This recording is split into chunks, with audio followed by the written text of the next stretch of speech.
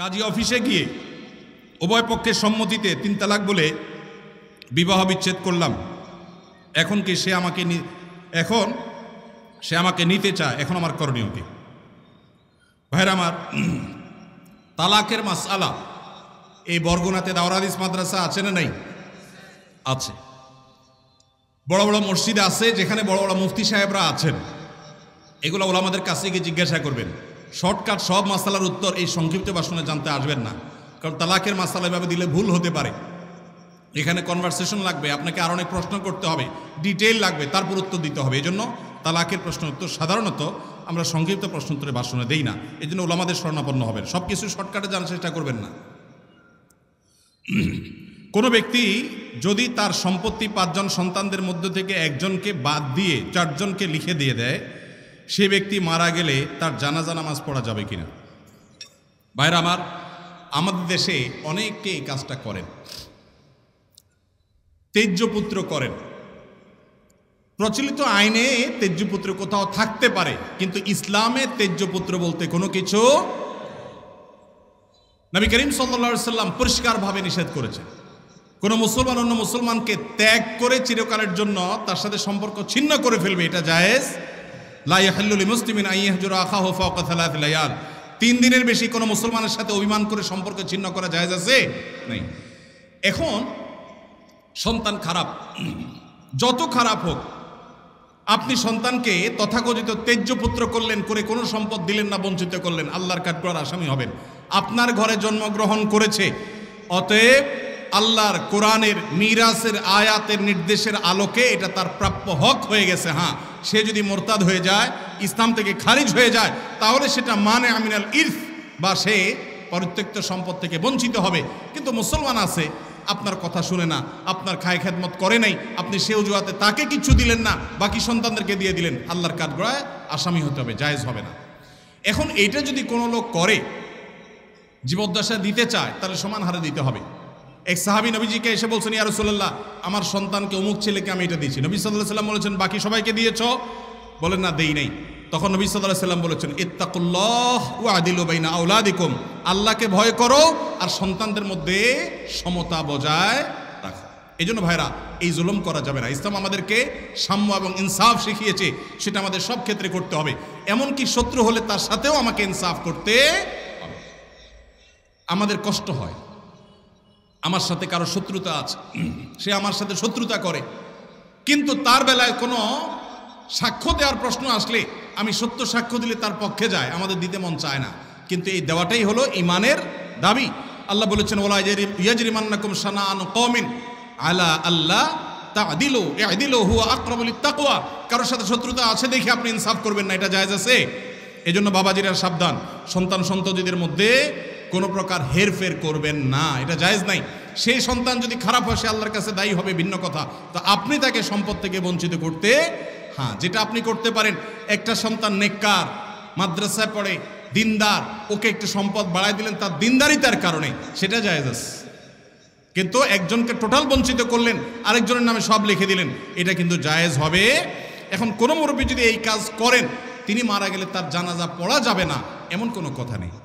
তার জানাজা পড়বেন, কিন্তু তিনি আল্লাহর কাছে দায়ী থাকবেন। সন্তানদের কর্তব্য হলো, বাবা যাকে বঞ্চিত করছে আমাদের ভাগ থেকে তাকে দিয়ে আমরা ব্যালেন্স করে ফেলবো, তাহলে আশা করা যায় আল্লাহ তাআলা বাবাকে হয়তো মাফ করবেন। আমাদের দেশে ব্যবসার ক্ষেত্রে টাকা দিয়ে যে শেয়ার হয়, যেমন এক দোকানদারকে আমি 1 লক্ষ টাকা দিলাম, সে আমাকে কোন হারে দিবে, হালাল পন্থা কি? ভাইরা আমার, আপনি কোনো দোকানদারকে 1 লাখ টাকা দিলেন ফর এক্সাম্পল, আপনি তাকে বলবেন, ভাই এই টাকা দিয়ে ব্যবসা করার পর যদি আল্লাহ না করুক লস হয়, তো যা লস হবে আমি লস নিব। তোমার ব্যবসার পুঁজি আছে 10 লাখ টাকা, আমি সাথে 1 লাখ যোগ করলাম, তাহলে 11 লাখ হলো। 11 লাখে টোটাল ব্যবসাটা চলবে। ব্যবসাটা করার পর একটা পর্যায়ে দেখা গেল লস হয়ে গেছে, তো তোমার কি চলে গেছে? 11 লাখ টাকা যদি আমাদের 11,000 টাকা লস হয়, তো আমার 1,000 যাবে, তোমারও 10,000 যাবে। আর যদি লাভ হয়, সেক্ষেত্রে লাভের পার্সেন্টেজটা ঠিক করতে হবে। কিরকম? যে এই 1 লাখ টাকা আমি কত পার্সেন্ট পাবো? তুমি ব্যবসা যেহেতু নিজে পরিচালনা করবা, অতএব তুমি 60%, আমি 40%, অথবা তুমি 50%, আমি 50%, যে কোনো হার ঠিক করে লাভ এবং লস উভয়টার ভিত্তিতে যদি আপনি দেন, সেটা জায়েজ আছে। আর যদি 1 লাখ টাকা দিয়ে বলেন, ভাই আমার আসলটা ঠিক থাকবে, মাসে মাসে 2,000 করে দিবেন, তাহলে এর নাম সুদ। এর নাম কি? কুল্লু কারজিন জাররা নাফআন ফাহুয়া রিবা। যদি আপনি এটা লোন হিসাবে দেন আর বিনিময় নেন, সেটা কি হবে? সুদ হবে। আল্লাহ আমাদেরকে বোঝার তৌফিক দান করুন। মেসেঞ্জার গ্রুপ চ্যাটিংয়ে SMS এর মাধ্যমে ইজাব কবুল হয়েছে। দুজন সাক্ষীও ছিল মেসেঞ্জারে, কোনো মোহর উল্লেখ করা হয়নি। এখন বিবাহ হয়েছে কিনা? মেয়ের বয়স 13 বছর। আজকাল আমাদের অনেক যুবকরা আল্লাহর শরীয়তের সাথে তামাশা করে। তামাশা, এগুলো আল্লাহর শরীয়তের সাথে কি তামাশা। দিন কোনো ফাইজলামির নাম না ভাইরা আমার, সিরিয়াস ইস্যু। অনেকে আল্লাহকে সাক্ষী রেখে বিয়ে করে। এটা হলো অতি ভালো সাজা। অতি ভালো সাজা তো চোরের আলামত। এত মানুষ থাকতে, আল্লাহর বান্দা থাকতে আপনি আল্লাহরে কেন সাক্ষী বানাচ্ছেন? এই বিয়েগুলো বিশুদ্ধ নয়, এগুলো বিশুদ্ধ নয়, এগুলো জেনা হবে। বিবাহের জন্য দুজন সাক্ষীর উপস্থিতি, ইজাব কবুল থাকতে হবে। এই মেয়ে, বাচ্চা মেয়ে, তার বাবা কোথায়, মা কোথায়, অভিভাবক কোথায়, কোথাকার মেয়ে। জেনা করতে গিয়ে অনেক যুবককে শয়তান নেক্সুরতে ধোকা দেয়। তারা মনে করে আমরা হালাল করছি, অথচ তারা জেনায় লিপ্ত আছে। আল্লাহ আমাদের যুবক ভাইদেরকে হেদায়েত দান করুন। এগুলো জায়েজ নাই ভাই। কোনো একদল লোক অস্থায়ীভাবে কোনো এক অফিসে অবস্থান নিয়েছে নিরাপত্তাজনিত কারণে। তারা জুমার নামাজের জন্য পার্শ্ববর্তী মসজিদে না গিয়ে স্বস্থানে জুমার নামাজ আদায় করে। এখন জানার বিষয় হলো তাদের জুমার নামাজ সহি হয় কিনা। ভাইরা আমার, কোথাও যদি কেউ এরকম নিরাপত্তাহীনতা অনুভব করেন যে আমি জুমার নামাজ পড়তে গেলে আমার বিপদ হবে, দেখতে হবে ইস্যুটা কি ধরনের। এখন একজন চুরি করে পালাইছে, একজন সন্ত্রাসী করে পালাইছে, মানুষ খুন করে পালাইছে, ধরা পড়বে এই বয়সে জুমার নামাজ পড়তেছে না, এটা তো ভিন্ন জিনিস। কিন্তু কেউ এমন কোনো পরিস্থিতিতে আছে যে সে বের হলেই তার জীবন হুমকির মধ্যে পড়বে, তখন তিনি বাসায় নামাজ পড়লে নামাজ হয়ে যাবে। আর জুমার নামাজ যদি তিনি জামাতের সাথে কোনো বাসায় পড়েন, তো জুমার নামাজ কোনো ভাষায় করার জন্য শরীয়তে অনেক শর্ত আছে। সেই শর্তগুলো না পাওয়া গেলে 2-4 জন মিলে জুমার নামাজ শুরু করে দিলে নামাজ হয়ে যাবে, এত সোজা না। এ বিষয়ে পুরো ডিটেইল অবস্থাটা জানা দরকার, যে আসলে কোন সিচুয়েশন, পরিস্থিতি কি, তারপরে মাসালা উত্তর দেওয়া সহজ হবে। আমি এখন যদি বলি তাহলে সেক্ষেত্রে সেটা অপূর্ণ থাকবে। এই জন্য এই মাসআলাটাও কোনো দক্ষ বিদগ্ধ আলেমের সাথে দেখা করে বা ফোনে যোগাযোগ করে ডিটেইল বলে তারপর উত্তর নেবেন। এটা আমি স্কিপ করলাম, উত্তর দিলাম না। আমার এক সহকর্মী দাঁড়িয়ে ছোট ছোট করে রাখে, এ ব্যাপারে তাকে নিষেধ করলে সে হেসে এসে বলে এতে কোনো সমস্যা নাই। এ ব্যাপারে শরীয়তের হুকুম কি? এই ব্যক্তি এখানে উপস্থিত আছে, দয়া করে কিছু বলে শাসন করে দেন। আসামি হাজির। ভাইরা আমার, দাড়ি লম্বা করা এটা নবী সাল্লাল্লাহু আলাইহি ওয়াসাল্লামের নির্দেশ। তিনি বলেছেন আফুল্লুহা আরফুল্লুহা, তোমরা দাড়িকে ছেড়ে দাও। দাড়িকে ছেড়ে দিতে বলেছেন, লম্বা করতে বলেছেন। সাহাবীদের মধ্যে এক মুষ্টির পরে, বুখারীর হাদিসে এক মুষ্টির পরে অতিরিক্ত অংশ কাটার বিষয়টা সাব্যস্ত আছে। এর আগে, এক মুষ্টির আগে সাহাবীদের কারোর কাছ থেকে, নবী সাল্লাল্লাহু আলাইহি ওয়াসাল্লাম থেকে কোনো হাদিসে দাড়ি কাটা ছাটার কোনো প্রমাণ নাই। এই জন্য সারা বিশ্বের প্রায় সব উলামায়ে ইকরাম একমত যে দাড়ি লম্বা করা ওয়াজিব। কিছু ইখতিলাফ আছে, আরবের কিছু আলেমদের ভিন্ন মত আছে। বেশিরভাগ আলেমদের মতে হলো দাড়ি লম্বা করা কি ওয়াজিব। ইজিপশিয়ান কিছু আলেমদের ভিন্ন মত আছে, আরও কিছু আলেমদের ভিন্ন মত আছে। বাকি মেজরিটি আলেমদের মত হলো ওয়াজিব। আমরা বলি দাড়ি রাখা সুন্নত, সেটা সুন্নত এই অর্থে নবীজিও দাড়ি রেখেছেন, সেই হিসাবে সুন্নত। কিন্তু তিনি নির্দেশ করলে সেটা কি হয়ে যায়? সেটা আমভাবে ওয়াজিব হয়ে যায়, সেই হিসাবে দাড়ি রাখা ওয়াজিব। অতএব ভাই, যদি কেউ মনে করে দাড়ি না রাখলে সমস্যা নাই, তার কাছে সমস্যার ডেফিনিশনটা কি, সংজ্ঞাটা কি? কেউ তো বলতে পারে নামাজ না পড়লেও সমস্যা নেই, কিন্তু একজন মুসলমান মনে করবে আল্লাহর নবীর ওয়াজিব তরক করলে সমস্যা আছে না নাই? আছে। কিয়ামতের ময়দানে তার জন্য জবাবদিহি করতে হবে কি হবে না? হবে। তবে আমাদের ভাই কেউ হয়তো খোঁচা খোঁচা দাঁড়িয়ে রাখা শুরু করেছেন, আমরা তাকে অ্যাপ্রিসিয়েট করব, আমরা তাকে দূরে সরাবো না। আলহামদুলিল্লাহ ভাই শুরুটা করে দিয়েছেন, ইনশাআল্লাহ আল্লাহ এটাতে বরকত দিবেন। আমরা তাকে এটাকে লম্বা করার জন্য নসিহা করব। তবে সেই সাথে এটাও আমাদের মাথায় রাখতে হবে, দাড়ির চাইতে অনেক ইম্পর্টেন্ট নির্দেশ আছে আল্লাহর, যেগুলো আমরা অহরহ লঙ্ঘন করি। আছে না নেই? এটা শুনে আবার বেদাড়িয়াল একটু খুশি হয়ে গেছে, যাক আমাদের পক্ষে একটু আসলো। ভাইরা আমার, দাড়ি রাখা ওয়াজিব, সেটা নিয়ে কোনো আলাপ নাই, সেটা নিয়ে কোনো ছাড় নাই। কিন্তু পাশাপাশি আমাদের এটাও মাথায় রাখতে হবে যে আল্লাহর অন্যান্য ফরজ বিধানগুলো মানতে হবে। অনেকে লম্বা দাড়ি আছে, মুখ খারাপ করে, আছে না নাই? বাংলা একটা প্রবাদ আছে, হাজী সাহেবের মুখ খারাপ। কি বলে? হাজী সাহেবের মুখ খারাপ। এই লম্বা দাড়ি নিয়ে মুখ খারাপ করে কি করে না? এই লম্বা দাড়ি নিয়ে দোকানদার দেশি মশারি আর ইন্ডিয়ান মশারি মিশায় দেশি মশারি ডাল বলে বিক্রি করে কি করে না? তাহলে দাড়ি আছে, তিনি ওয়াজিব আমল করেছেন, সবও পাবেন, কিন্তু যেই কাজটা করছেন ওইটা দাড়ি রেখে যে সব পাচ্ছেন তার চেয়ে অনেক বেশি ক্ষতি তিনি করছেন ওই কাজটা করে, ঠিক না ঠিক?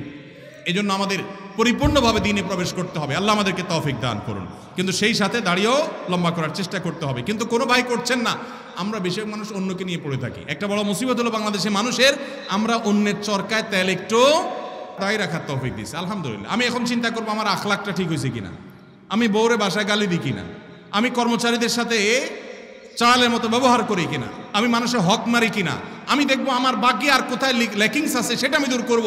আমি দাঁড়িয়ে আছে এই জন্য যার দাঁড়িয়ে নেই তারে খোঁচা মারি করি আমি, এটা তো কোনো মুসলমানের কাজ হতে। আমি চাইবো আমার ভাইয়ের দাড়ি লম্বা হোক, কিন্তু সেই সাথে আমি চাইবো আমার আরো যে দুর্বলতা আছে সেগুলো যেন দূর হয়। আল্লাহ আমাদেরকে আমলের তৌফিক দান করুন। আমার নাম মোহাম্মদ জাকির হোসেন, আমি সিরাজউদ্দিন সড়ক টাউন হল বরগুনার নিবাসী। আমি বর্তমানে সৌদি আরবের দাম্মামে থাকি। আহমদুল্লাহ হুজুর, আপনার কাছ থেকে আমি জানতে চাই, কোম্পানির ডিউটি করতে গিয়ে যে হাম্মাম ব্যবহার করি, হাম্মাম মানে টয়লেট ব্যবহার করি, তাতে অনেক সময় নাপাক পানির ছিটকে পেছনের অংশে অর্থাৎ পাছায় লেগে যায়। এই শব্দ না লিখলেও হইতো রে ভাই, যতটুকু বুঝতে পারি ধুয়ে ফেলি, কিন্তু এই নাপাক পানি প্যান্ট বা শার্টে লাগার সম্ভাবনা 100 ভাগ। আমার এই পরিস্থিতিতে প্যান্ট ছাড়া নামাজ পড়ার কোনো উপায় নাই, তারপরও আমি এই অবস্থায় 5 ওয়াক্ত নামাজ পড়ি এবং আল্লাহর কাছে কান্নাকাটি করি, আমার নামাজ কবুল হবে কিনা? ভাইরা আমার, খুব দরকারি প্রশ্ন। আজকাল আমরা হাই কমোড ব্যবহার করছি অনেকেই, তাই না? হাই কমোডে বিশেষ করে এই সমস্যাটা হয় যে আপনি মলমূত্র ত্যাগ করেছেন, নিচ থেকে ছিটে এসে উপরে পড়েছে। বড় ছিটা যদি পড়ে তাহলে ওইটা আপনাকে পানি দিয়ে ধুইতে হবে। কিভাবে ধোবেন? ওই যে স্প্রে করছেন, সেই স্প্রে পেছনের অংশে, কোমরের অংশে আপনি স্প্রে করে ভালো করে ধোবেন, ব্যাস যথেষ্ট। আর যদি সামান্য ছোট ছোট ছিটা আসে, যেমন পেশাব করতে গেছেন, শুয়ের আগায় যে পরিমাণ পানি থাকে ওই পরিমাণ ছিটা পেশাবের আসছে, তাহলে তাতে ইনশাআল্লাহ নাপাক হবে না। অনেক সময় দেখা যায় পেশাব করলে শীতের দিন বাষ্প হয়ে ওই বাষ্পটা কাপড়ের শরীরে মিশে, এতেও কাপড় শরীর নাপাক হবে না ইনশাআল্লাহ। কিন্তু যদি ওই কমোডের পানি যেখানে নাপাক আছে ওখানে আপনার নাপাক পড়ে সেখান থেকে যদি উপরে পানি উঠা পড়ে তাহলে অবশ্যই সেটা নাপাক হবে। অনেকের আবার এখানে সূচিবায়ুর রোগ আছে, অহেতুক সন্দেহ করে, কিছুই হয় নাই উনি সন্দেহ করে, সেটা আবার সমস্যা। সন্দেহকে কোনো প্রশ্রয় দেওয়া যাবে না। তো এ ভাইয়ের প্রশ্ন উত্তর হলো যে আপনি চেষ্টা করবেন ধুয়ে ফেলার, ধুয়ে ফেলছেন বাস, এরপর আল্লাহর উপর তাওয়াক্কুল করে নামাজ পড়বেন, অহেতুক সন্দেহ করবেন না। আমার একটা প্রশ্ন, কোনো ব্যক্তি এমন ঋণগ্রস্ত যা পরিশোধ করা কষ্টকর, এক্ষেত্রে ওই লোক ব্যাংক থেকে ঋণ নিয়ে ঋণ পরিশোধ করতে চাইলে সেটা পারবে কিনা জানতে পারলে ভালো হয়। যিনি ঋণগ্রস্ত তিনি ব্যাংক থেকে সুদি লোন নিয়ে যদি ঋণ পরিশোধ করতে যান তাহলে গাছের গোড়া কেটে আগায় পানি দেওয়া হবে, গোড়ায় কেটে আগা পানি দেওয়া হবে। ঋণ পরিশোধ ভালো কাজ, কিন্তু সুদি কারবার করা ভালো না খারাপ? সুদি কারবার করা কি ভালো কাজ না খারাপ কাজ? শুধু খারাপ কাজ, জঘন্য হারাম। এখন কত হলো আপনি কি করবেন? আপনি চেষ্টা করবেন আপনার জমি জমা বিক্রি করে কারোর কাছে ধার দেনা করে পরিশোধ করার। অনেকে আমার কাছে চিরকুট দেয়, ভাই আমল শিখে দেন যে আমল করলে ঋণ পরিশোধ হয়ে যাবে। ছাত্ররা চিরকুট দেয়, কালকে বরিশালে প্রোগ্রাম ছিল, চিরকুট লিখে দিছে কি এমন আমল শিখিয়ে দেন যে পরীক্ষার খাতা উল্টোপাল্টা লিখলে ওটা ঠিক হয়ে যাবে। কত আজগুবি প্রশ্ন মানুষ দিতে পারে। আমি এই প্রশ্ন দেখে বললাম, এই প্রশ্ন বলতেছে এটা একটা ফাঁকিবাজ ছাত্র। ভালো ছাত্র হলে সে পড়ালেখার চেষ্টা করবে, কলম পড়া, ওই ধানাই ফানাই করা, অমুক পিসাবের কাছে যাওয়া পরীক্ষার আগে, এগুলো সব ফাঁকিবাজ ছাত্রদের কাম। ভালো ছাত্র পড়ালেখা করবে, ফাঁকি ঝুঁকি দিবে না, আর আল্লাহর কাছে দোয়া করবে, মুরব্বীদের কাছে দোয়া চাইবে, ব্যাস না। আপনি ধানাই ফানাই করলে এটা আলামত খারাপ। বিধায় একইভাবে ঋণ পরিশোধের জন্য অনেকে বলে ভাই আমল শিখাই দেন ঋণ পরিশোধ যেন হয়ে যায়। আমি অনেককে এরকম হাতের কাছে পেলে জিজ্ঞেস করি ঋণ কত টাকা, বলে 5 লাখ টাকা। জমি জমা ঘর বাড়ি, আলহামদুলিল্লাহ গর্বিটা আছে। জমি জমা জমি জমা আছে, কিছু চাষের জমি আছে, ওগুলো বিক্রি করলে কত হবে? ওগুলো তো অনেক টাকার জিনিস, তো সেগুলো বিক্রি করে ঋণ দেন না কেন? কেন জমি বিক্রি করে ঋণ দেবো নাকি? মানে আপনি দোয়া শিখাই দেন, ওইটা আমল করলে উপর থেকে আল্লাহ বস্তা ফালাই দিবে, ঋণ দিয়ে দিব, আর আমার জমি আমারটা থাকবে। এই 2 নাম্বারই করলে কোনো কাজ হবে? সাধ্য অনুযায়ী আমার গর্বিটা বিক্রি হলো, আমি ঋণ পরিশোধ করব, তাই বলে সুদে লোন নেওয়া জায়েজ হবে না। এটা অনেক ভাইরা ভুল করেন। বিভিন্ন রেস্টুরেন্টে, বিশেষত চাইনিজ রেস্টুরেন্টগুলোতে সি ফুডের নামে যে কাঁকড়া, অক্টোপাস স্কুইড বা এরকম সামুদ্রিক প্রাণী খাওয়ানো হয়, বিশেষ করে কাঁকড়া খাওয়ার শরীরের দৃষ্টিতে বৈধ কিনা? হানাফি মাযহাব অনুযায়ী মাকরুহ, অন্য কোন কোন মাযহাবে অন্য ইমামদের অনেকের মতে এটা জায়েজ, কিন্তু হানাফি মাযহাব অনুযায়ী মাছ ছাড়া, সমুদ্রের নিচে মাছ ছাড়া বাকি এই জাতীয় অক্টোপাস অথবা কাঁকড়া জাতীয় এগুলো খাওয়া মাকরুহ। জুমার সালাতে নবী সাল্লাল্লাহু আলাইহি সাল্লাম কোন সূরা পড়তেন? জুমার নামাজে আমাদের নবী করিম সাল্লাল্লাহু আলাইহি সাল্লাম সূরায়ে সাব্বিহ ইসমা রাব্বিল আলা এবং গাশিয়া, এই দুই সূরা বেশিরভাগ পড়তেন, এবং এত বেশি পড়তেন যে সাহাবীদের কেউ কেউ বলতেন নবীজি সাল্লাল্লাহু আলাইহি সাল্লামের জুমার নামাজে এই সূরা শুনতে শুনতে আমার মুখস্থ হয়ে গেছে, এত বেশি পড়তেন। সূরায়ে সাব্বিহ ইসমা রাব্বিল আলা এবং হাল আতাকা হাদিসুল গাশিয়া। আর কোন কোন হাদিসে আসছে নবী সাল্লাল্লাহু আলাইহি সাল্লাম সূরায়ে জুমআ এবং মুনাফিকুন এই দুই সূরা জুমার নামাজে পড়তেন।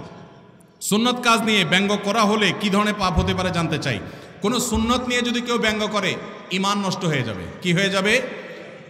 দেখুন, একটা পয়েন্ট বোঝার চেষ্টা করতে হবে। সুন্নত কেউ পালন না করলে কি বেঈমান হবে?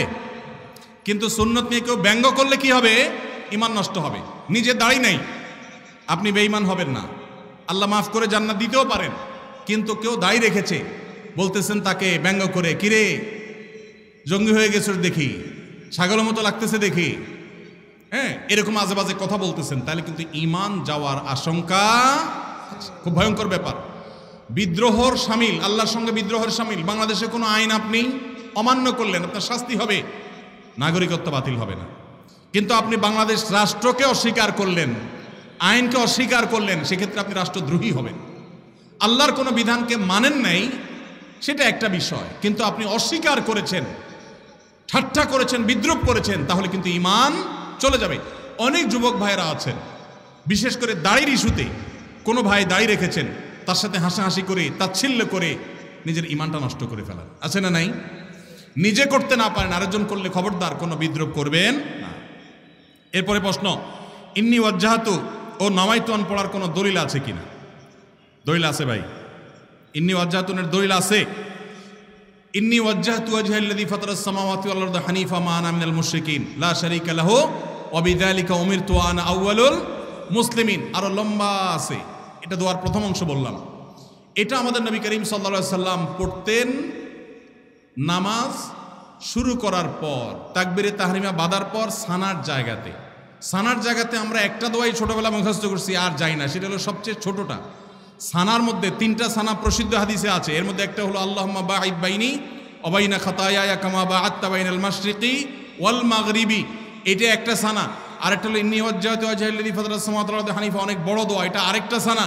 আর সুবহানাকা আল্লাহুম্মা ওয়া বিহামদিকা ওয়া তাবারাকা ইসমুকা তাআলা জাদ্দুকা ওয়া লা ইলাহা গায়রুকা, এটা আরেকটা সানা। এটাকে দোয়ায়ে ইস্তিফতাহ বলা হয়, নামাজ শুরুর দোয়া। এই নামাজ শুরুর দোয়া হিসাবে আমরা সবচেয়ে ছোটটা মুখস্থ করছি, আর বাকি আরো দুইটা যে আছে আমরা জানি না। নবী করিম সাল্লাল্লাহু আলাইহি সাল্লাম মাঝে মধ্যে সেগুলোও পড়তেন। এখন এটাকে আমাদের দেশে বানাইছে জায়নামাজের দোয়া। ভাই, নবীজির সময় কি জায়নামাজ ছিল? দোয়া আসলো কোত্থেকে? জায়নামাজই তো ছিল না, দোয়া আসলো কোত্থেকে? তো জায়নামাজে দাঁড়ানোর কোনো দোয়া নাই। দোয়া আছে কিসের ভাই? নামাজ শুরুর। ইন্নী ওয়াজ্জাহতু হলো নামাজ শুরুর দোয়া, ওইটা লাগাইছি নিয়ে কোথায়? জায়নামাজে। জায়নামাজ দাঁড়াবে, আলাদা কোনো দোয়া নেই। আর নাওয়াইতুন যে দোয়া, ওইটা তো আসলে কোনো জাল হাদিসেও নেই, কোনো জাল হাদিসেও নাই। আলহামদুলিল্লাহ, এটা এখন মানুষ বুঝে গেছে। মনে মনে আমরা নিয়ত করছি, কোন নামাজে পড়ছি, নামাজের নিয়তে তাইন করছি, আমি জোহর পড়তেছি, ফরজ না সুন্নত পড়তেছি, এটা আমার মাথায় আছে। এই নিয়তের ইস্তেহজার, এটাই যথেষ্ট। মুখে নাওয়াইতুন উচ্চারণ করা এটা জরুরি না, বরং এটাকে কেউ নামাজের পাঠ মনে করে বেদাতে লিপ্ত হওয়ার আশঙ্কা আছে। একসময় মানুষ অনেকে বলতো নামাজের এখনো মুখস্থ হয় না, এই জন্য নামাজ পড়ে না, এর কারণে সে গুনাহগার হবে। শুধু মহিলাদের জন্য আলাদা মসজিদ করার সহি দলিল কি? সহি তো দূরের কথা, জাল দলিলও তো নাই, জাল দলিলও নাই। মাস দুয়েক আগে আমি জার্মানিতে গেছিলাম, ইউরোপের। তো জার্মানিতে বার্লিনে একটা মসজিদ আছে, ইমামও মহিলা। ইমাম কি? মহিলা। ভাইরা আমার, মেয়েদের জন্য মসজিদে না এসে বাসায় 5 ওয়াক্ত নামাজ পড়া উত্তম, এ ব্যাপারে কোনো দ্বিমত আমাদের মধ্যে নাই। ওয়া বুয়ুতুহুন্না খায়রুল লাহুন্না, তবে হাদিসের আগের অংশ আছে। আল্লাহ নবী সাল্লাল্লাহু আলাইহি সাল্লাম বলেছেন, লা তামনাউ আমা আল্লাহি মাসাজিদ আল্লাহ, আল্লাহর বান্দিরা মসজিদে আসলে বাধা দিও না, কিন্তু তাদের জন্য মসজিদে আসার চাইতে বাসা নামাজ পড়া বেশি উত্তম। তার নবীজি চাইতেন তারা যেন বাসায় পড়ে। মসজিদে দিনই কোনো প্রোগ্রাম, কোনো বিশেষ কারণে যদি আসে, দিনই এলেম অর্জন করার জন্য আসে, তাহলে ফিতনামুক্ত সেই পরিবেশ থাকলে আসবে, আর না হলে সেটাও বাসা বা অন্য অঙ্গনে হবে। আর পাবলিক প্লেসে যে মসজিদগুলো, শহরের মসজিদগুলো, মহিলারা বাজারে ডাক্তার দেখাইতে বিভিন্ন কারণে আসে, সেগুলো তো অবশ্যই মেয়েদের নামাজের ব্যবস্থা থাকা দরকার। কিন্তু মেয়েদের জন্য মসজিদে এসে 5 ওয়াক্ত নামাজের জামাতে হাজির হওয়ার চাইতে বাসায় নামাজ পড়া অধিকতর উত্তম। মদিনায় এক মহিলা নবী সাল্লাল্লাহু আলাইহি ওয়াসাল্লামের পেছনে এসে নামাজ পড়ার জন্য মসজিদে নামাজ 1 রাকাতে 1000 রাকাতের সওয়াব নবীজিকে যখন বলেছেন, নবীজি বলেছেন তুমি তোমার বাসায় পড়লে বেশি সওয়াব হবে, কেন কষ্ট করে আসো? এখানে 1000 পালে ওখানে আরো বেশি পাবে। কিন্তু আমাদের বন্ধুরা অনেকে আবেগে নিজেকে সামলাইতে পারেন না। আল্লাহ আমাদের বোঝার তৌফিক দান করুন। তাহলে মেয়েদের বাসায় নামাজ পড়া উত্তম, কিন্তু শহরে পাবলিক প্লেসে মেয়েদের নামাজের জায়গা না থাকার কারণে বহু পর্দানসীন, বহু নামাজি মেয়েরা ওয়াক্ত চলে যায়, নামাজ পড়তে পারে না। ডক্টর খন্দকার আব্দুল্লাহ জাহাঙ্গীরউল্লাহ বলতেন, আমাদের মা বোনরা বাসায় অবস্থান করবে, প্রয়োজনে বের হবে, এটাই শরিয়ার নির্দেশ। কিন্তু আমাদের মা বোনরা যে কোনো কারণে বাইর হয়ে গেছে, এখন যদি বলেন যে নামাজ পড়তে দিব না, বাসায় যাওয়া ছাড়া পড়বে না, তাহলে কাজা হবে, তাহলে সেটা তো তার জন্য ক্ষতিকর হল। এই জন্য ব্যালেন্স আমাদেরকে শিখতে হবে। তো মহিলাদের জন্য আলাদা মসজিদ করার, পৃথক মসজিদ করার কোনো নজির শরিয়াতে নাই, কোনো আলেমের কোনো মত এর সপক্ষে নাই। এটা সারাসর ফিতনা, যদি কেউ করে নাজায়েজ হবে। মসজিদের ভিতরে প্রথম কাতারের সামনে দেয়ালের ওই পাশে লাশ রেখে সালাত আদায়ের দলিল চাই। বাবারে সব দলিল চাচ্ছে দেখি। দেখেন, মসজিদে যখন জানাজার নামাজ হবে তখন লাশ মসজিদে ঢুকাবে না। কেন? কারণ লাশে রক্ত, পুজ, পানি ইত্যাদি থাকতে পারে, মসজিদ নাপাক হবে। সেজন্য মসজিদকে পরিচ্ছন্ন রাখার প্রয়োজনে লাশটাকে পশ্চিম পাশে রেখে তারপর জানাজা পড়া হয়। কিন্তু এটা সুন্নাহ না। সুন্নাহ কোনটা? সুন্নাহ হলো মাঠে জানাজা নামাজ পড়া। এই সুন্নাহ মুর্দা হয়ে গেছে। কোনো কারণ ছাড়া গ্রামের মসজিদে এই কাজটা করা হয়। এই সুন্নাহটা জিন্দা করার জন্য আমাদের উলামাদের কাজ করতে হবে, ভাইদের কাজ করতে হবে। চেষ্টা করা যাবে না ইনশাআল্লাহ? ফরজ নামাজ হয়ে যাবে, বাইরে এসে জানাজা নামাজ পড়বেন। আমি যেখানে জুমা পড়ে আলহামদুলিল্লাহ এভাবে আমি জানাজা নামাজ পড়ি। আমি সারা জীবন যেখানে যে মসজিদে গেছি আমি চেষ্টা করেছি এই সিস্টেমটাকে জিন্দা করার, সুন্নাত জিন্দা করার। আরেকটা সুন্নাত আমাদের জিন্দা করতে হবে, সেটা হলো ঈদের নামাজ মসজিদে পড়া সুন্নাত না মাঠে পড়া সুন্নাত? ঈদের আনন্দই মাটি হয়ে গেছে পোলাপালের এখন মসজিদে মসজিদে ঈদের নামাজ পড়ে। আমি আমার শৈশবের কথা মনে পড়ে, একটা ঈদগাহ ছিল আমাদের পুরো ইউনিয়নে, অনেক দূর থেকে সেখানে যেতাম, যে আনন্দ পেতাম। এখন ঘরে ঘরে মসজিদে মসজিদ ঈদের নামাজ। কেন? কারণ কেউ কারোর মানতে চায় না। আরেকজন ঈদগাহে গেলে তো নিজের মাতবরি থাকে না, যেন সব মসজিদ আলাদাই মাতবরি করতে চায়। মসজিদে ঈদের নামাজ পড়া সুন্নার খেলাফ। হ্যাঁ, কোনো শহরে ওইরকম পর্যাপ্ত মাঠ নাই, তাহলে মসজিদে পড়েন। রাস্তা বন্ধ করে নামাজ পড়ার চাইতে মসজিদে পড়া ভালো। ইয়াকুমুল জুলুস আলা তারিক, নবীজি রাস্তা বন্ধ করতে নিষেধ করেছেন, সেটা করবেন না।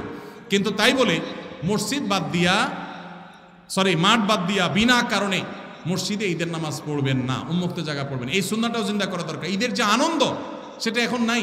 পোলাপান বসে বসে মোবাইল টিপে আর মসজিদে 5 ওয়াক্ত পড়ে, ঈদও পড়ে, আলাদা কোনো আনন্দ পায় না। ঈদগাহে যাওয়ার যে আনন্দ ওইটা কখনো মসজিদে আদায় হয় না। এই সুন্নাহটা আমাদের উলামারা চাইলে জিন্দা করতে পারেন। অনেক মাঠ আছে কিন্তু চেষ্টাও করে না অনেকে। ফজর নামাজ জামাতের সাথে পড়ার পাক্কা নিয়ত আছে কার কার? হাত তোলেন। আল্লাহ আমাদের সবার হাতগুলোকে কবুল মঞ্জুর করুন। পাক্কা নিয়ত যে করছেন, এটা বাস্তবায়ন করার জন্য অ্যালার্ম দিতে হবে ডাবল ট্রিপল করে। মোবাইল আবার দূরে রাখতে হবে, যেন বন্ধ করে আবার শুয়ে না যান। আর আরেকটা নামাজি বন্ধুকে বলতে হবে, দোস্ত তুই আমারে ফোন দিবি, আমি তোরে ফোন দেবো। চেষ্টা করা যাবে না ইনশাআল্লাহ? আল্লাহ আমাদের তৌফিক দান করুন। আচ্ছা, সংক্ষেপে যাই। অনেক চাকরির ক্ষেত্রে দেখা যায়, যেমন ডিফেন্সের চাকরিতে নবী সাল্লাল্লাহু আলাইহি ওয়াসাল্লামের সুন্নাত দায়ী রাখার জন্য সিনিয়রের অনুমতি নিতে হয়, এবং চাকরির বয়স কম তাই অনুমতি দেয় না। এ বিষয়ে যৌক্তিকতা কি? দেখুন, ভারতে ডিফেন্সে আমরা দেখি শিখরা তাদের পাগড়ি পরে তারপরে সেখানে তারা ডিউটি করতে পারে। আমেরিকার মতো দেশে ধর্ম পালন করেও ডিফেন্সে চাকরি করতে পারে। আমাদের দেশে এই রকম অবস্থা তৈরি হয়েছে যে দীর্ঘদিন থেকে নিয়ে দায় রাখতে দেওয়া হতো না, মেয়েদের হিজাব করতে দেওয়া হতো না। একবার বিমানে একজন বিমানবালা আমার কাছে একটা অনুরোধ করলেন যে ভাই মেহেরবানি করে আমরা যারা হিজাব করে ডিউটি পালন করতে চায়, যদিও বিমানবালার ডিউটি হিজাব করে পালন করেও শরীয়ত মতো পর্দা করা কঠিন, বাকি জেনারেলি অন্যান্য ক্ষেত্রেও মেয়েদের যেন পর্দার সাথে করতে পারেন তারা অনুরোধ করেছেন। আলহামদুলিল্লাহ, আনন্দের বিষয় যে আমাদের বাংলাদেশ আর্মিতে এখন এই দুইটা বিষয়ে আল্লাহর ফজলে অনুমতি পাওয়া গেছে। বিশেষ করে দায়ের বিষয়টাতে অনুমতি যে নিতে হয় এটা ডিসিপ্লিনের জন্য আমার মনে হয় এখানে একটা ড্রেস কোড থাকা উচিত একটা প্রতিষ্ঠানের। সেই হিসাবে ড্রেস কোড থাকবে, নর্মাল প্রসিডিউর থাকবে, কিন্তু অকারণে বয়স কম এই সমস্ত অজুহাতে যদি বাধা দেওয়া হয় তাহলে সেই সিস্টেমটা চেঞ্জ হওয়া উচিত। কারণ সাংবিধানিক অধিকার যে কেউ তার ধর্ম পালন করতে পারে, সেই সুযোগ থাকা উচিত। আমি আশা করি যে সংশ্লিষ্ট মহল তারা এটা বিবেচনা করবেন বা দেখবেন। মানুষ মারা গেলে পাশে বসে কোরআন তেলাওয়াত খাবার আয়োজন করার বিধান কি? খাবার আয়োজন করার বিধান আমি বলেছি, মানুষ মারা গেলে 40 3 দিন আর 7 দিন মানুষ ডাইকা খাওয়ানো এটা বিদআত। আর মানুষ মারা গেলে তার পাশে বসে কোরআন তেলাওয়াত করাটাও সুন্নাহ সম্মত কোনো কাজ নয়। আমাদের দেশে মানুষ মারা গেলে লাশটাকে মাটিতে বা খাটে রেখে চারপাশে হাফেজ সাহেবদেরকে এনে কোরআন তেলাওয়াত করানো হয়। এটা শরিয়া সম্মত কোনো কাজ নয়। কেন? কোনো মানুষ মারা যাওয়ার পরে কি কি করতে হবে শরীয়তে বলা আছে না নাই? আছে না নাই? মুর্দার লাশের চারপাশে বসে কোরআন তেলাওয়াত করতে হবে এরকম কোনো হাদিস তো আমি পাই নাই। এটা কোত্থেকে আসলো? কোরআন তেলাওয়াত যে করবে তার লাভ হবে। আল্লাহ কোরআনে বারবার বলেছেন, ও আল্লাহ ইনসান ইল্লা মা সাআ, যে যেটা করবে সে সেটা পাবে, যিনি তেলাওয়াত করছে তার সওয়াব হবে। মুর্দার কোনো লাভ নাই এখানে তেলাওয়াত করলে। আর যদি বলেন যে কোরআন শোনাচ্ছি, তাহলে ওমা আনতা বিমুসমিইন মান ফিল কুবুর, আপনি তেলাওয়াত শোনাবেন জীবিত মানুষকে, মৃত মানুষকে তেলাওয়াত শুনিয়ে কোনো ফায়দা হবে না। এর সওয়াব হবে জীবিত অবস্থায় শুনলে। এই লোকটা জীবিত অবস্থায় শুনলে সওয়াব পাইতো, মারা গেছে এখন তার সামনে কোরআন তেলাওয়াত করলে প্রতি অক্ষরে 10 নেকি এমন কোনো কথা নাই। এজন্য এইটা দূর হওয়া দরকার। বিশেষ করে এখানে যারা মুর্দার চারপাশে এই যে গোল হয়ে কোরআন তেলাওয়াত করে, এরা সবাই টাকা নেয়। তেলাওয়াতের বিনিময়ে টাকা গ্রহণ করা সারাসার হারাম। যে দেয় সেও হারাম করে, যে নেয় সেও হারাম করে। খতমের নাম দিয়া অনেক এলাকাতে এখনো অনেকে হারাম কাজ করছেন, তাদের আল্লাহকে ভয় করা উচিত। এখানকার জনপূর্ণ স্থান অধিকাংশ সময় আমাদের কিছু সংখ্যক বোনদের অশালীন পোশাকের উচ্ছৃঙ্খল অবস্থা, অবাধ মেলামেশা, আবার অনেক সময় সিগারেট হাতে দেখা যায়। এই অবস্থায় তাদের পরিত্রাণ এবং করণীয় ও অভিভাবকদের দায়িত্ব কি হতে পারে? আমার জন্য, আমার বোনদের জন্য দোয়া করবেন, আল্লাহ যেন আপনার নেখায়াত দান করেন। ভাইরা আমার, এই যুবকের প্রশ্ন বড় প্রাসঙ্গিক প্রশ্ন। আমাদের বোনদের মধ্যে বেহায়ার পরিমাণ বাড়ছে না কমছে? বাড়ছে।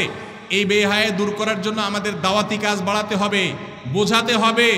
পশ্চিমের মেয়েরা স্বাধীনতার নাম দিয়ে তাদের পোশাক সংক্ষেপ করা হয়েছে, দলে দলে তারা ইসলামে ফিরে আসছে। তারা বুঝতে পেরেছে এটা স্বাধীনতা নয়, এটা হলো নিজের সম্ভ্রম, নিজের ইজ্জত, নিজের সম্মানকে জলাঞ্জলি দেওয়া, কোরবানি করা। এই জন্য পশ্চিমের মেয়েরা দলে দলে ইসলামে আসছে। পুরান পাগলের যখন ভাত পায় না, নতুন পাগলের আমদানি হয়। আমাদের দেশে অনেকে এসে পশ্চিমাদের এই কালচারের অনুসরণ করে তারা যে নিজেদের ধ্বংস ডেকে আনছে, তারা নিজেদের শান্তির পথ থেকে তাদেরকে সরিয়ে দিচ্ছে। এই জন্য তাদেরকে বোঝাতে হবে, এর ভয়ঙ্কর ক্ষতি বোঝাতে হবে। কেন শরিয়া একজন নারীকে যথাযথ পর্দা মেনটেন করতে বলেছেন? এটা তার সেফটির জন্য, তার নিরাপত্তার জন্য, এটা তার সম্ভ্রমের ব্যাপার। যালিকা আদনা আন ইউরাফনা, আল্লাহ বলেছেন পর্দার বিধান এই জন্য দেওয়া হয়েছে যে এর মাধ্যমে বোঝা যাবে কে বাজারি মেয়ে আর কে সম্ভ্রান্ত মুসলিম নারী। আল্লাহ আমাদের বোনদেরকে হেদায়েত দান করুন। আমার স্বামী আজ থেকে 3 বছর আগে আমার নিজের বোনকে বিয়ে করেছে। এখন আমি কি আমার স্বামীর সাথে হালাল সম্পর্কে আছি? আমি কি তার সাথে থাকতে পারবো? তাদেরও একটি ছেলে আছে। ইন্না লিল্লাহি ওয়া ইন্না ইলাইহি রাজিউন। এই ধরনের জাহালত এখনো আছে। কোনো পুরুষ কোন নারীকে বিয়ে করলে ওই নারী তার বিবাহে থাকা অবস্থায় ওই নারীর বোনকে বিবাহ করা বাতিল। এই বিয়ে নয়, এটা জিনা। অতএব এই বোনের কর্তব্য হলো এই পুরুষ থেকে বিচ্ছিন্ন হয়ে যাওয়া এবং তওবায়ে নাসুহা করা। ভয়ঙ্কর জিনায় তারা লিপ্ত হয়েছেন, কারণ এক বোন থাকা অবস্থায় আরেক বোন এর সাথে বিয়ে হতে পারে না। এত জাহালত, এত মূর্খতা এখনো সমাজে আছে, ভাবতে কষ্ট লাগে। এই প্রশ্নটা আসছিল যখন সাইফুল্লাহ ভাই পড়ে আমাকে বলছিলেন যে আমার চোখের পানি এসে গেছে শুনে। মানুষ এত জাহালাতের মধ্যে এখনো ডুবে আছে। আমরা কি দিনের দাওয়াতের কাজ করছি? ভাইরা আমার, একসাথে 2 বোনকে বিয়ে করা জায়েজ আছে? কোনো বোন যদি কারোর বিবাহে থাকে তাহলে ওই বোনের বোনকে বিবাহ করা হারাম। ওই অবস্থায় বিচ্ছেদ হয়ে গেলে, তালাক হয়ে গেলে বা মারা গেলে তারপরে শালিকাকে বিয়ে করলে সেটা জায়েজ হতে পারে, তার আগে জায়েজ নেই। অতএব বিচ্ছিন্ন হতে হবে। এখন আপনি বলতে পারেন তাহলে আমি এখন কি করব? আল্লাহর উপর তাওয়াক্কুল করবেন, আল্লাহ তো রিজিকের মালিক। মৃত্যুর পূর্বে ওয়ারিসদের মধ্যে সম্পত্তি কম বেশি বন্টন করা যাবে কিনা? যাবে না। এর আগে প্রশ্ন উত্তর আমরা বলেছি। মৃত্যুর পূর্বে যদি সম্পত্তি বন্টন করেন ওয়ারিসদেরকে সমান হারে দিতে হবে। আল্লাহ নবী সাল্লাল্লাহু আলাইহি ওয়াসাল্লাম বলেছেন ইত্তাকুল্লাহ ওয়া আদিলু বাইনা আওলাদিকুম, সমতা বজায় রাখতে হবে, কম বেশি হেরফের করা উচিত হবে না, জায়েজ হবে না। সমাজে ইসলামকে বিজয়ী করার জন্য আন্দোলনে শরিক না থাকলে কি তাকে কি বলা যায়? কোনো ব্যক্তি যদি আল্লাহর দিন, আল্লাহর বিধান, আল্লাহর আইন অনুযায়ী গোটা দেশ, সমাজ, রাষ্ট্র আমি নিজেও পরিচালিত হতে চাই, এই আকাঙ্ক্ষা লালন না করে, তাহলে সে নিজেকে মুসলমান দাবি করার কোনো নৈতিক অধিকার নেই। ইসলাম এত গোলালু না যে নামাজ কালাম পড়লেন আর শরিয়া দ্বারায় শাসিত হওয়াটাকে পছন্দ করলেন না। এই অপছন্দ করাটা আপনাকে বেঈমান পর্যন্ত বানাতে পারে। ভাইরা আমার, আল্লাহর বিধান অনুযায়ী আমি চলতে পারছি না, এটা আমার একটা ত্রুটি। আমি হয়তো মনে করছি যে আমি পারতেছি না, চেষ্টা করব, কখনো পারবো, ঈমান থাকবে। আর যদি কেউ মনে করে না ওইটা এখন চলেই না, ওইটা দিয়ে এখন চলবে না, তাহলে সেক্ষেত্রে সে বেঈমান হয়ে যাবে। এজন্য আল্লাহ বলেছেন ওমাল্লাম ইয়াহকুম বিমা আনজালাল্লাহ ফাউলাইকা হুমুল ফাসিকুন। আবার আরেক জায়গায় বলেছেন ফাউলাইকা হুমুল, এইটা যদি অবিশ্বাসের জায়গা থেকে হয় যে না আল্লাহ শরীয়ত এখন আর চলে না, ইসলামের দিন অনুযায়ী, আইন অনুযায়ী কি চলে এখন, তাহলে সে বেঈমানই হয়ে যাবে। আর যদি কেউ মনে করে না চলা উচিত কিন্তু আমরা পারতেছি না, আমাদের দুর্বলতা, তাহলে সে বেঈমান হবে না। আল্লাহ আমাদেরকে বুঝার তৌফিক দান করুন। বহু মানুষ আছেন মনে করেন শুধু নামাজ রোজা পড়লাম আর আমি আল্লাহর বিধান, আল্লাহর আইন এগুলোর কোনো আকাঙ্ক্ষা অন্তত রাখলাম না, সে মুসলমান নিজেকে দাবি করার কোনো নৈতিক অধিকার নাই। প্রচলিত জন্ম নিয়ন্ত্রণ পদ্ধতি ব্যবহার করলে সন্তান হত্যা শামিল হবে কিনা? জি না ভাই, প্রচলিত জন্ম নিয়ন্ত্রণ পদ্ধতি ব্যবহার সব করলেই যে সন্তান হত্যার শামিল হবে তা নয়। তবে যদি কেউ সন্তান গর্ভে ধারণ করার পর সেই সন্তান নষ্ট করে, তাহলে সেই সন্তান হত্যা করার শামিল হবে। আর আগে থেকে যদি জন্ম নিয়ন্ত্রণ করে, অস্থায়ী জন্ম নিয়ন্ত্রণ যদি করে, সেটা জায়েজ হবে এই শর্তে যে এই মুহূর্তে সন্তান নিলে মায়ের বা সন্তানের স্বাস্থ্যের জন্য হুমকি হবে, অথবা প্রতিপালন করার পরিবেশ নাই, যৌক্তিক কোনো কারণে যদি না গ্রহণ করে আপাতত বিরতি দেয়, এটা জায়েজ আছে।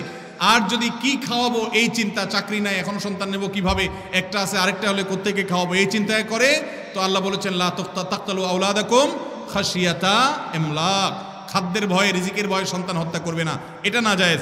আর স্থায়ীভাবে জন্ম নিয়ন্ত্রণ করলে সেটাও না জায়েজ। মা সন্তানদের বঞ্চিত করে সম্পত্তি ভাইদের লিখে দিলে এটা কি ঠিক হবে? এটা অবশ্যই জুলুম হবে, একটু আগে আমরা বলেছি। ভাইরা আমার, 10:30 পর্যন্ত করার কথা ছিল, আমি 10:30 পর্যন্ত বলেছি। আর যেগুলো রয়ে গেছে প্রশ্ন, এগুলো আমি সাথে নিয়ে যাই ইনশাআল্লাহ বিদিনিল্লাহ। অন্য কোনো জায়গায়, অন্য কোনো সময় যদি আল্লাহ তৌফিক দান করে আমি উত্তর দিব। প্রশ্ন উত্তর তো দিতে দিতে সারা রাত দিলেও শেষ নাই, এত প্রশ্ন আমাদের আছে। দরকার হলো আমল করা। দরকার কি ভাই? আমল করা। এক ভাই অনেকগুলো প্রশ্ন দিছেন এবং সাথে একটা কলম দিছেন, আবার লিখে দিছেন যে আমার প্রশ্নের উত্তর আপনি লিখে পাঠাবেন, সাদা কাগজও দিছেন। ভাই আপনার প্রশ্নের উত্তর আমি লিখে পাঠাতে পারবো না, মাপ চাই। আপনার কলমটা এখানে কার কাছে জানি আছে রে ভাই, সাইফুল্লাহ ভাইয়ের কাছে যোগাযোগ করে কলমটা নিয়ে যায়, নতুন কলম। 25, 26, 27টা প্রশ্ন দিছেন ভাই, 27টা প্রশ্নের উত্তর দিতে আমার মিনিমাম 2 থেকে 3 ঘন্টা সময় দরকার। তো ভাইয়ের প্রশ্নের উত্তরগুলো দিতে পারলাম না, কয়েকটা দিতে চাইছি কিন্তু সময়ের অভাব। আমি নিয়ে যাচ্ছি ইনশাআল্লাহ বাকি প্রশ্ন উত্তরগুলো আমাদের প্রশ্ন উত্তর সেশনে অথবা অন্য কোনো প্রোগ্রামে আমরা দেওয়ার চেষ্টা করব। আমি বরগুনার মানুষের প্রতি কৃতজ্ঞ যে আপনারা একটা সুন্দর আয়োজন করেছেন। ওয়াজ মাহফিল আমি করি না, এই পুরা বরিশাল বিভাগে গতকালকে ডক্টর আব্দুল্লাহ জাহাঙ্গীর স্যারের মেয়ের জামাই, ওনাদের উজিরপুরে একটা প্রোগ্রাম করলাম, আর একটা প্রোগ্রাম করলাম। যেহেতু এলাকায় মেয়ে বিয়ে দিয়েছে বরগুনায়, অতএব বরগুনার মানুষের সাথে আমার একটা বন্ধন এমনি হয়ে গেছে। আর স্টেজে মানুষ বেশি হলে আমার খুব বিরক্ত লাগে, কিন্তু আজকে আমার খুব ভালো লাগছে, কারণ আমি জানতে পেরেছি স্টেজে সব এলাকার ওলামা একরাম আছেন। এটা আমাকে অনেক বেশি শান্তি দিয়েছে। আল্লাহ ওলামাদের মাকাম এবং মর্যাদাকে আরো বাড়িয়ে দেখ। যুবক ভাইয়েরা যা শুনছেন সেটা আমল করবেন তো ইনশাআল্লাহ?